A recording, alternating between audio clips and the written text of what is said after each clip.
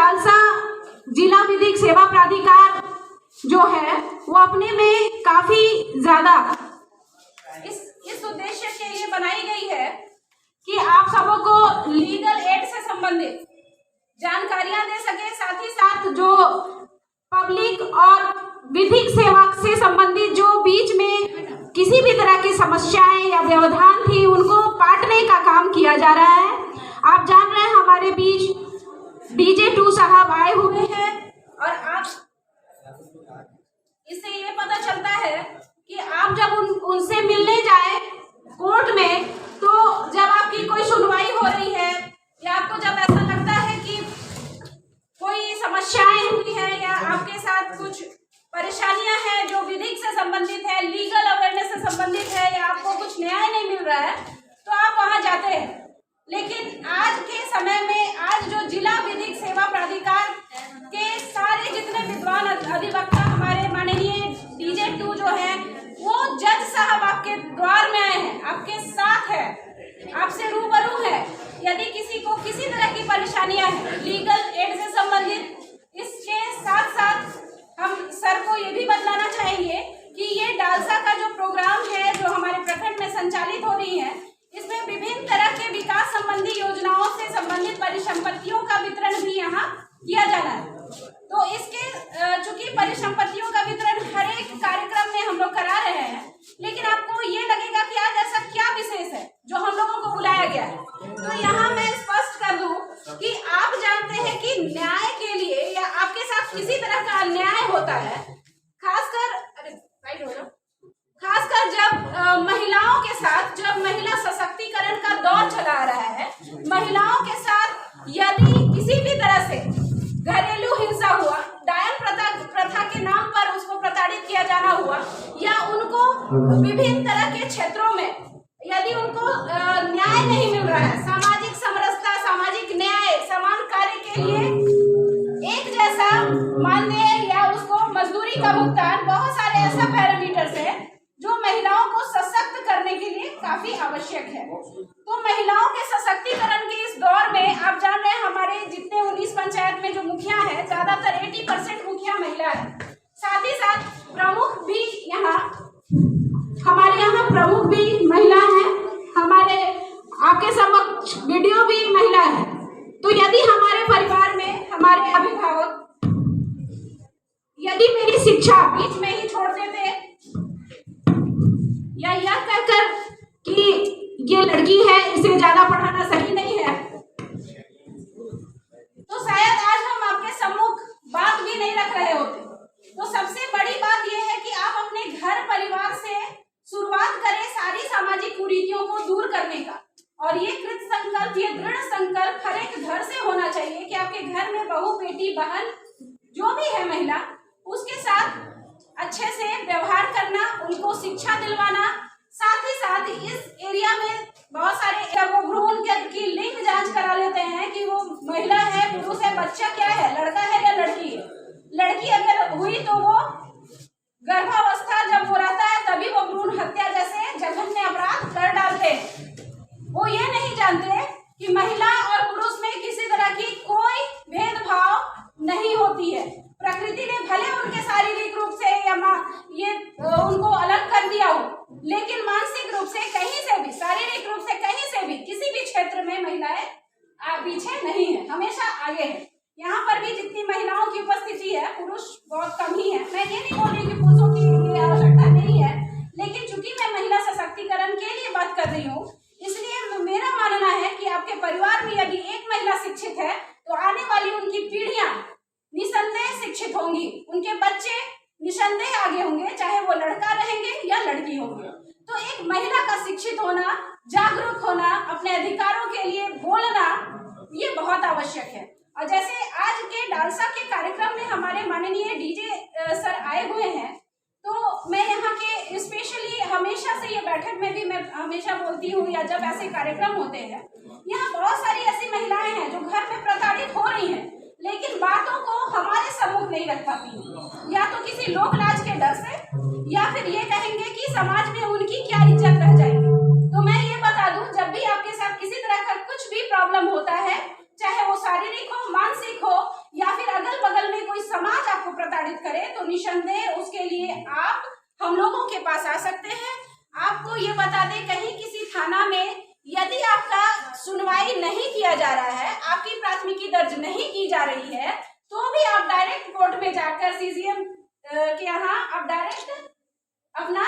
Application डाल सकते हैं। इसमें ये नहीं है कि आपको डरा धमका के भगा दिया जा रहा है तो आपकी बातों को नहीं माना जाएगा, आप डायरेक्ट जा सकते हैं। और जैसे जिला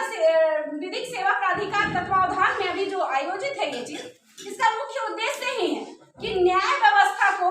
प्रत्यक्ष और पारदर्शी तरीके से पूरी जनता के बीच सुलभ तरीके सुगम तरीके से पहुंचाना।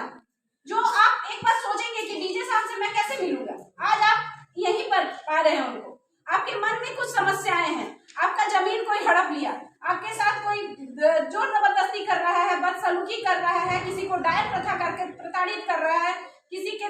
दहेज के लिए प्रताड़ित कर रहा है, ठीक है। घर में भी महिलाएं बहुत सारा प्रताड़ित होती है, लेकिन वो बातों को यहाँ नहीं रख पाती हैं। तो ये यहाँ का मुख्य उद्देश्य है कि आज यदि इस तरह का कुछ पिटीशन भी है तो आप यहाँ दे सकते हैं, और हम लोग एज अ वीडियो सीओ या जो भी प्रशासन है, आप लोग यदि थाना में कुछ प्रॉब्लम होती है या आप नहीं जा पा रहे हैं, आपको लोक लाज का डर लगता है, तो आपको महिला थाना, बाल थाना, सारा चीज है, सारे थाने आपके लिए ही बने हैं और आपकी ही सहायता के लिए है। आप उसका फायदा उठाइए। और मेरा मानना यह है कि एक सशक्त महिला समाज को बदल सकती है। आप जानते हैं कि यहाँ शराब फूलो छानो योजना, आशीर्वाद योजना के तहत भी महिलाओं को कुछ लाभ दिया जा रहा है, आज वितरण होगा परिसंपत्ति में। तो जब आप शराबबंदी की ओर अग्रसर होते हैं, सबसे पहले शराबबंदी है, महिलाएं हड़िया बेच रही हैं, तो क्या उनकी आर्थिक स्थिति को सुदृढ़ करने के लिए सिर्फ शराब बेचना ही उपाय है? नहीं, उसमें आप बहुत सारे नए काम कर सकते हैं। जैसे कृषि के क्षेत्र में, पशुपालन के क्षेत्र में आपको जो 10,000 20,000 प्रोवाइड कराया जाएगा, आप अपने आर्थिक स्थिति को सुदृढ़ करने के लिए वो सारे पैरामीटर्स, वो सारे कार्य कीजिए। इसके अतिरिक्त जो महिलाएं घर में मारपीट उसके साथ हो रहा है, उसके हस्बैंड आ रहे हैं शराब पी करके, उनके साथ शारीरिक रूप से अत्याचार किया जा रहा है, तो उसके लिए भी आप थाना का शरण ले सकते हैं। और आपके संरक्षण के लिए बहुत सारे नियम बने हुए हैं। इसके बाद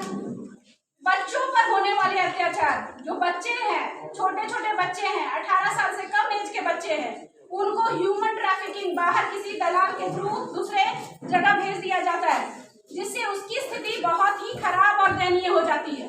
यदि आपके घर, परिवार या समाज में ऐसे कोई भी व्यक्ति काम करते हुए पाए जाते हैं तो ये नॉन बेलेबल ऑफेंस है और इसके लिए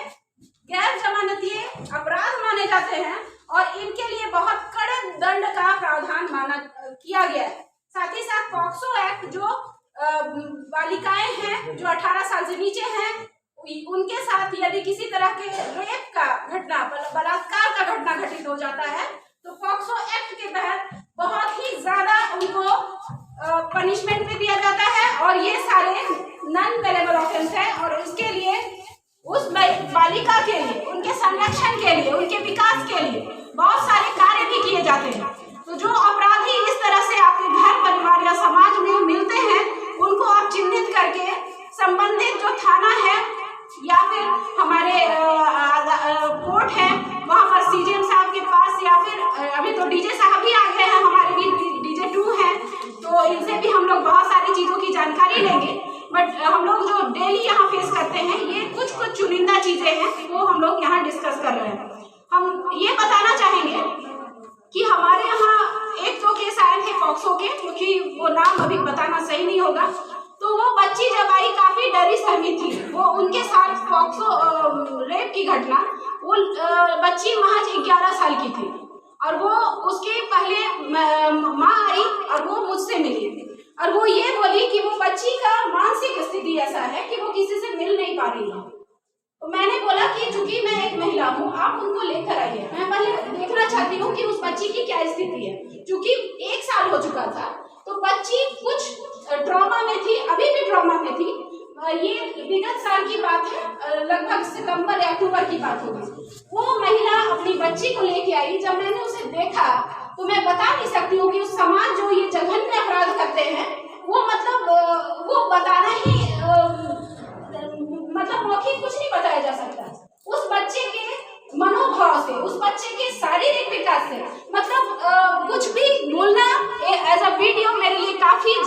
चैलेंजिंग रहा था जब मैं उसे देख रही थी उस बच्ची के, और मैं उससे कुछ पूछ रही थी, वो कोई जवाब नहीं दे पा रही थी। जस्ट उसने एक नाम बताया और उसने कुछ नहीं बताया। तो मैंने ये बोला कि क्या वो फिर से उसने पढ़ाई छोड़ चुकी थी। और मुझे लगा कि अगर वो पढ़ेगी, उसकी माँ आई, अगर यहाँ कोई वार्ड होंगे जो वहाँ से होंगे, वार्ड लेके आए थे, तो मैंने उसका एडमिशन तुरंत कस्तूरबा विद्यालय में कराया। और वार्डन को मैंने ये बताया कि उनका आइडेंटिटी अलग बच्चों को नहीं बताया जाए, ताकि उनको ये ना लगे कि ये कोई अलग बच्ची है, और उनको विशेष ट्रीट दिया जाए। तो हमारे कस्तूरबा में वो बच्ची है, और हम आप सबों से चाहते हैं कि आपके भी एरिया में यदि इस तरह की कोई बच्ची या फिर महिला जो प्रताड़ित है, वो तुरंत आप मुझे भी सूचित करें, क्योंकि विकास से संबंधित जितने पैरामीटर्स है उनसे उनको हम लाभान्वित करेंगे। उनके घर में यदि आवास नहीं है, पेंशन नहीं है, तो उनके घर परिवार को भी मुझे देखना है, या एज अ वीडियो हमारे जितने विंग्स हैं उनको काम करना अति अनिवार्य है। तो मेरा अनुरोध ये है, मेरा ये उदाहरण बताने का सिर्फ एक ही रीजन है कि हर एक व्यक्ति अपने आप में, अपने घर परिवार या समाज में होने वाले अत्याचार के विरुद्ध खड़ा हो जाए, तो कोई भी अत्याचार इतना विकराल रूप नहीं धारण करेगा। मेरा आग्रह आप सबों से है कि विधिक से संबंधित, क्योंकि पूरा न्याय व्यवस्था यहाँ आ गया है, तो यदि आपके साथ किसी तरह की कोई घटना होती है, अपराध हो रहा है, या आपको किसी तरह की जानकारी लेनी है, क्योंकि हमारे पारा लीगल वॉलंटियर्स भी हैं जो अलग अलग पंचायत में काम कर रहे हैं, हमारे बीच 3-4 पारा लीगल वॉलंटियर्स है, वो अपना परिचय देंगे, उनसे भी आप जानकारी ले सकते हैं, क्योंकि वो आपके पंचायत में जाते हैं और कंटिन्यू काम करते हैं। क्योंकि बहुत सारी चीज़ों की जानकारी नहीं होती है पब्लिक को, जिसके कारण वो अपने हक के लिए सामने नहीं आते हैं। तो मैं बहुत सारे मुद्दे बोली हूँ, और अभी मुझे ऐसा, जैसा कि प्रखंड विकास पदाधिकारी महोदया ने कहा, बहुत सारी बातों पर उन्होंने प्रकाश डाला है। ये जो डालसा का प्रोग्राम है, ये समय समय पर जिला स्तर पर, प्रखंड स्तर पर और राज्य स्तर पर, और यहाँ कहें कि देश पब्लिक के बीच में जो लोग, अभी आपको मैं एक उदाहरण बताता हूँ कि सरकार आपके द्वारा जो कार्यक्रम चल रहा था, तो उसमें हम लोग प्रत्येक पंचायत में जो हम लोग जा रहे थे, तो हम लोगों ने ये पाया कि बहुत सारे ग्रामीणों को योजनाओं के बारे में जानकारी नहीं है, और जब जानकारी ही नहीं है तो फिर योजनाओं का लाभ वो नहीं उठा पाते,